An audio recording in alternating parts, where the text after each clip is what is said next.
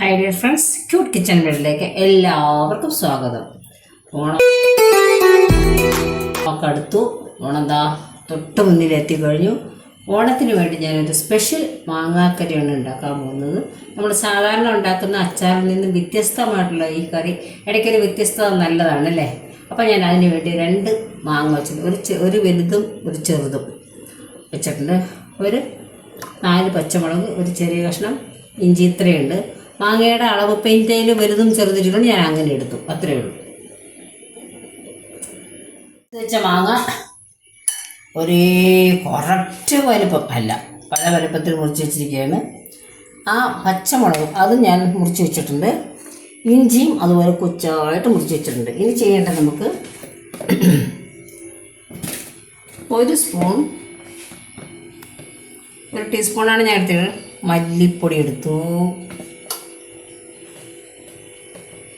1 teaspoon മുളക് പൊടി ഒരു 1.25 ടീസ്പൂൺ എടുക്കാം. മുളക് പൊടി 1.25 ടീസ്പൂൺ എടുത്തു. ഇത് രണ്ടും കൂടെ മിക്സ് ചെയ്യുകയാണ്.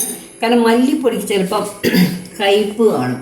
അപ്പോൾ അതുകൊണ്ട് മല്ലിപ്പൊടിയും മുളക് പൊടിയും ഒക്കെ നമുക്കൊന്ന് കുതിർത്ത് വെച്ചാൽ, വെള്ളം ഒഴിച്ച് വെച്ചാൽ അത്രയും കയ്പ്പ് ഉണ്ടാവില്ല. അപ്പം ഞാൻ ഇതിലോട്ട് വെള്ളം ഒഴിക്കാൻ പോവാണ്.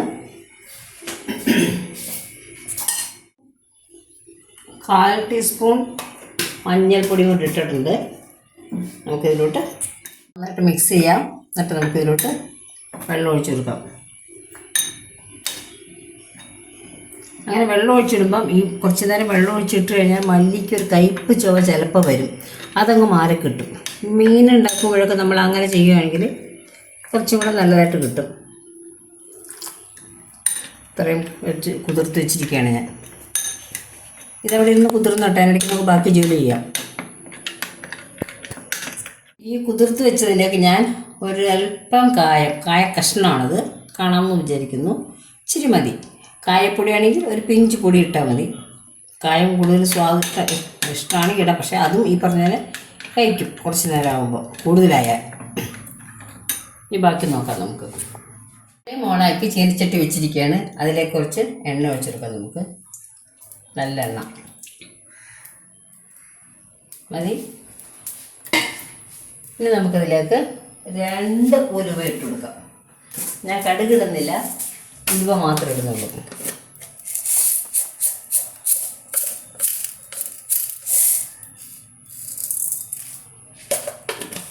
ഉലുവ ഒന്ന് പൊട്ടട്ടെ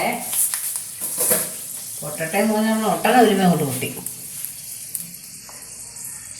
ഇനി നമുക്ക് ഈ എടുത്തു വെച്ചിരുന്ന മാങ്ങ ഇട്ട് കൊടുക്കാം.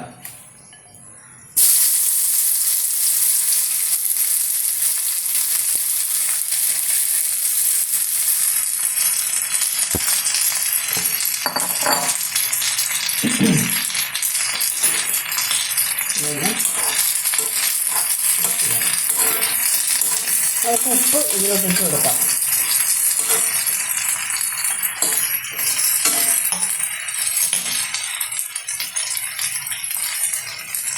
ഒരല്പം ഉപ്പ്, ഈ മാങ്ങയ്ക്ക് മരുന്ന് ഉപ്പ്. എന്നിട്ട് പിന്നെ നോക്കാം ഉപ്പിൻ്റെ. ഇനി ഇതിലേക്ക് ഞാൻ അരിഞ്ഞ് വെച്ചിട്ടുണ്ടായിരുന്നല്ലോ പച്ചമുളക്, അതും കൂടി ഇതിലോട്ട് ഇടുകയാണ്. ഇഞ്ചി അതും ഇതിലോട്ട് ഇടുകയാണ്. നന്നായിട്ടൊന്ന് വാടട്ടെ. ഭയങ്കരമായിട്ട് വേവണ്ട, ഒന്ന് വാടിയാൽ മതി.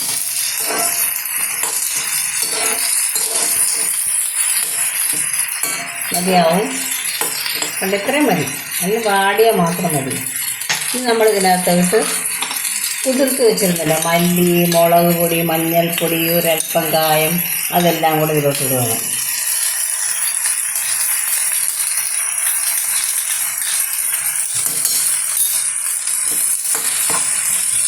ഈ പാത്രം ഒന്ന് കഴുകി ഇച്ചിരി വെള്ളം ഒഴിക്കാം.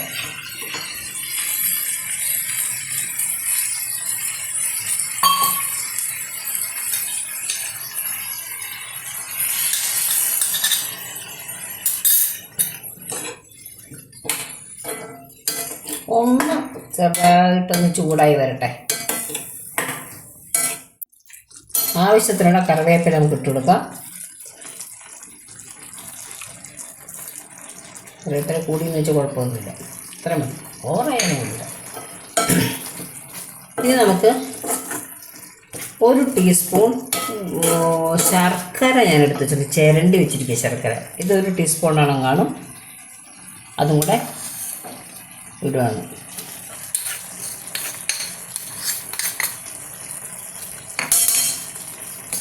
നമുക്കിപ്പോൾ ഉപ്പൊക്കെ ഉണ്ടെന്ന് നോക്കാം.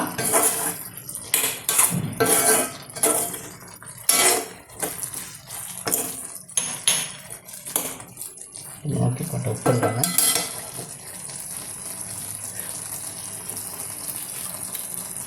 കുറച്ചും കൂടി ഉപ്പ് വേണം. ഞാൻ ഒരു അല്പം ഉപ്പും കൂടി ഇടുവാണ്. ഇപ്പം തന്നെ നല്ല സ്വാദ്. ഇതാണ് ഓണത്തിനൊരു വെറൈറ്റി മാങ്ങ അച്ചാറാണ്. വെറൈറ്റി അച്ചാറാണ്. ആരെങ്കിലും കഴിച്ചിട്ടുണ്ടോ എന്ന് എനിക്ക് സംശയമുണ്ട്.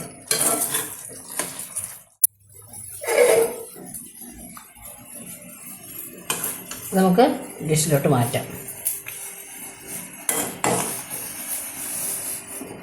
ഒരു പ്രത്യേക മണമാണിതിന്. ഒരു വേറൊരു മണവും അതുപോലെ നല്ല ടേസ്റ്റുമാണ്. അതുപോലെ നല്ല എരിവാണെങ്കിൽ നമുക്ക് ശർക്കര ഇച്ചിരി കൂടുതലിടാം. മുളക് നിങ്ങൾക്ക് സ്ഥിരം ഉപയോഗിക്കുമ്പോൾ അറിയാമല്ലോ മുളകിൻ്റെ എരിവിനെ പറ്റിയൊക്കെ. പുതിയ മുളകാണെങ്കിൽ നോക്കിയിട്ട് ഉപ്പും ഒക്കെ. അങ്ങനെ ഓണത്തിനൊരു പുതിയ അച്ചാർ, വെറൈറ്റി അച്ചാറാണ് ഞാനിവിടെ ഉണ്ടാക്കിയത്. നല്ല സ്വാദാണ്. ബ്രെഡിൻ്റെ കൂടെ വേണമെങ്കിൽ കഴിക്കാം. അത്രയ്ക്കും ടേസ്റ്റ് ഉണ്ട് ഇതിന്.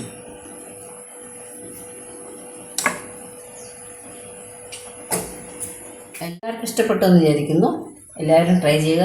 ഈ പുതിയ ഒരു അച്ചാർ ഓണത്തിനൊരു വെറൈറ്റി അച്ചാറായിക്കോട്ടെ. എല്ലാവർക്കും നന്ദി, നമസ്കാരം.